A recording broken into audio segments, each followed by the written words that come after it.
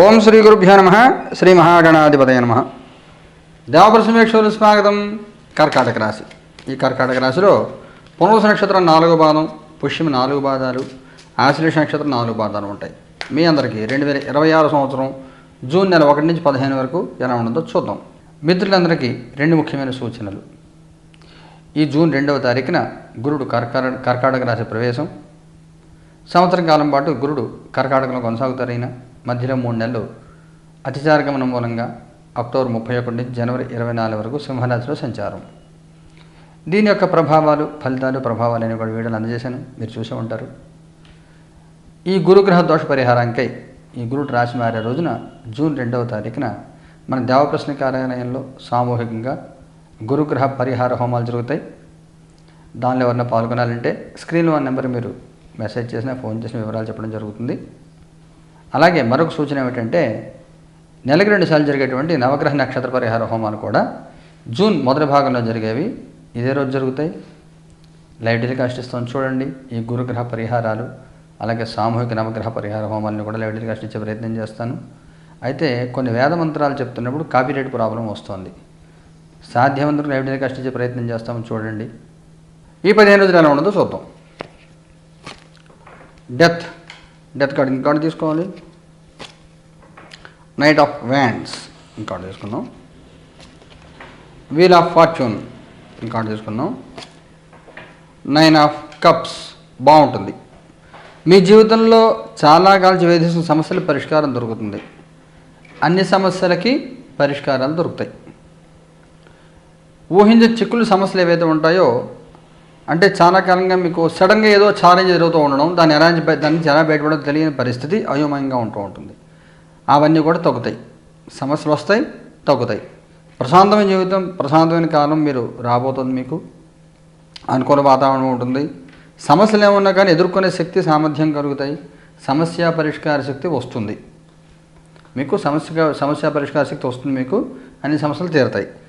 సుఖవంతమైన జీవితం పొందాలంటే ఏం చేయాలో మీరు అవన్నీ చేసుకుంటారు. సరైన నిర్ణయాలు తీసుకుంటారు. అయోమయం, భయం వదిలి ధైర్యంగా ముందుకెళ్తారని చెప్పచ్చు. మీ పాస్ట్, ప్రజెంట్, ఫ్యూచర్. మీ past star, present queen of wands, future empress. మీ పాస్ట్లో మీ గురించి కాకుండా ఊరోళ్ళ కోసం అందరూ ఆలోచించుకొని మీ టైం వేస్ట్ చేసుకునే పరిస్థితి. మీ పని మీరు కాకుండా అన్నిట్లో తలదూర్చి అనవసరంగా మాట్లాడటం. ప్రజెంట్కి వచ్చేసరికి మిమ్మల్ని కంట్రోల్ చేసేవాళ్ళు ఎవరు కంట్రోల్ చేస్తూ ఉంటారు. నరఘోష ఎక్కువగా ఉంటుంది. స్వల్ప అనారోగ్య సూచన ఉంటుంది. మీకంటే ముందర మిమ్మల్ని మీ పని పాడు చేసేవాళ్ళు ఉంటారు. ఎలా ఉన్నప్పటికీ కూడా అన్ని సమస్యల నుంచి మీరు ఎదుర్కొని ముందుకెళ్ళే ప్రయత్నం చేస్తారు. వాగ్దాడి పెరుగుతుంది. సమస్య తీరు అర్థం చేసుకుంటారు. ఫ్యూచర్ కార్డ్ ఎంప్రెస్ బాగుంటుంది. ఎవరున్నా ఎవరు లేపని మీతో మీరు ఒక్కళ్ళనే ప్రశాంతంగా హ్యాపీగా కాలం గడిపే ధైర్యం, సామర్థ్యం మీకు వస్తాయి. కుటుంబపరంగా, సామాజికంగా ఎలా ఉంటుంది? కుటుంబపరంగా 2 ఆఫ్ సోర్డ్స్, సామాజికంగా కింగ్ ఆఫ్ సోర్డ్స్. కుటుంబపరంగా, సామాజికంగా కొంత ఒత్తిడి ఎదుర్కొంటూ ఉంటారు. కుటుంబంలో కొన్ని విషయాల్లో ఒంటరి పోరాటం ఉంటుంది. సహకారం పెద్దగా లభించదు ఎవరిది కూడా మీకు, ఫ్యామిలీ మెంబర్స్ది. అయినా కానీ ఎదుర్కొంటారు. మనోధైర్యంతో ముందుకెళ్తారు. భయపడకుండా ముందుకెళ్ళండి, అదే మీకు సూచన. సామాజికంగా ఎవరితో మిమ్మల్ని పోల్చుకోవద్దు. మీ గౌరవం మీరు కాపాడుకోండి. మిమ్మల్ని డిగ్రేడ్ చేసి మాట్లాడేవాళ్ళు కొంతమంది ఉంటారు మీ చుట్టూ. మిమ్మల్ని అవమానకరంగా, తక్కువగా చేసి మాట్లాడే ప్రయత్నం చేసేవాళ్ళు ఉంటారు. ఎవరిని పట్టించుకోవద్దు. అసలు ఎవరిని పట్టించుకోవద్దు. మీరు మీ పని మీరు చేసుకెళ్తూ ఉండండి అంతే. హ్యాపీగా, పీస్ఫుల్గా ఉండి కాలం గడిపే ప్రయత్నం చేయండి. ఎవరిని ఏది మీరు పట్టించుకోవద్దు. ఉద్యోగం చేసే వాళ్ళకి ఎలా ఉంటుంది? పేజ్ ఆఫ్ పెంటికల్స్ బాగుంటుంది. అన్ని రకాల ఉద్యోగాల వాళ్ళకి కూడా బాగుంటుంది. యాక్టివ్గా ఉంటారు, బాగా పని చేసుకుంటారు. ఎటువంటి సమస్యలు లేకుండా ఉండే ప్రయత్నం చేస్తారు. ఉద్యోగం లేని వాళ్ళ పరిస్థితి ఏమిటి? మూన్ ప్రయత్నలోపం ఉంటుంది. ప్రయత్నం చేస్తే దొరికే అవకాశం ఉంటుంది. అసలు ఉద్యోగం లేని వాళ్ళు దొరికే అవకాశం తక్కువ. నోటీస్ పీరియడ్లో ఉండి ప్రయత్నం చేస్తే దొరికే అవకాశం ఉంటుంది. ఎవరిని ఈ మంత్ ఏదో జూన్ 1st కలిసి జూలై 1st అయిపోతుంది, జూలై 28th నోటీస్ పీరియడ్లో ఉన్నారు, లే ఆఫ్ 1 మంత్లో తీసేస్తారు. ఇలా ఉన్న వాళ్ళకి దొరికే అవకాశం ఉంటుంది. టోటల్ ఖాళీగా ఉన్న వాళ్ళకి ఈ 15 దొరికే అవకాశం తక్కువ. వ్యాపారం చేసే వాళ్ళకి ఎలా ఉంటుంది? మెజిషియన్ బాగుంటుంది. అన్ని రకాల వ్యాపారాల వాళ్ళకి చాలా బాగుంటుంది. మీరు ఏ వ్యాపారం చేస్తున్నప్పటికి కూడా పూర్తి స్థాయి అనుకూలత మీకు ఉంటుంది. చేసే పని గ్రిప్ పెరుగుతుంది, మీకు బాగుంటుంది. ఆర్థికంగా ఎలా ఉంటుంది? చారియట్. మొదటి వారం అంతా కూడా కొంత స్తబ్దంగా ఉంటుంది ఆర్థికంగా. వచ్చే డబ్బు ఎలా ఖర్చు పెట్టాలి, ఏం చేయాలి అర్థం కాదు. ఖర్చులని మీ ప్లాన్స్ అన్నీ ఉంటాయి సిస్టమేటిక్గా, ఇలా చేయాలి అలా చేయాలి. కానీ వచ్చే రాబడి సరిగ్గా లేక ఇబ్బంది పడే అవకాశం ఉంటుంది. కొన్నిసార్లు అప్పు చేయాల్సిన పరిస్థితి కూడా ఏర్పడుతుంది. ఆరోగ్యపరంగా ఎలా ఉంటుంది? 8 ఆఫ్ సోర్డ్స్. ఇక్కడ మొదట్లో కూడా మనకి క్వీన్ ఆఫ్ వ్యాండ్స్ వచ్చింది జనరల్ కార్డులో. ఇక్కడ మనకి క్వీన్ ఆఫ్ వ్యాండ్స్ వచ్చింది, ఇక్కడ 8 ఆఫ్ సోర్డ్స్ వచ్చింది. మీరు ఆడవాళ్ళు అయి ఉంటే కనుక మీకు కొంత అనారోగ్య సూచన కనబడుతోంది.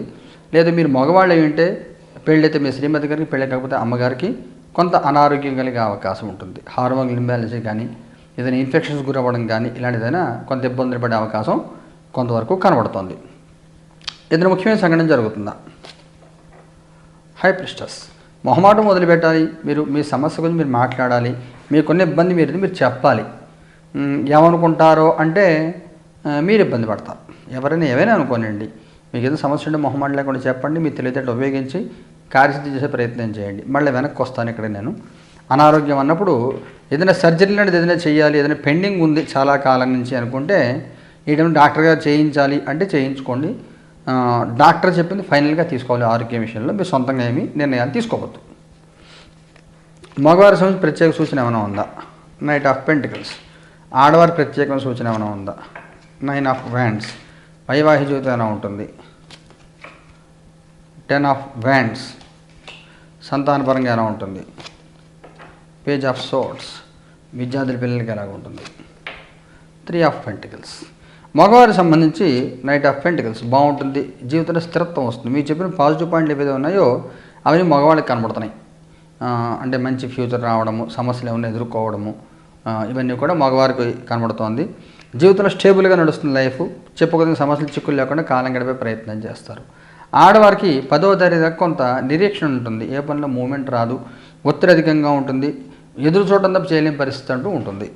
వైవాహిక జీవితంలో కూడా కొంత కుటుంబపరమైన ఒత్తిళ్ళు ఎక్కువగా ఉంటాయి.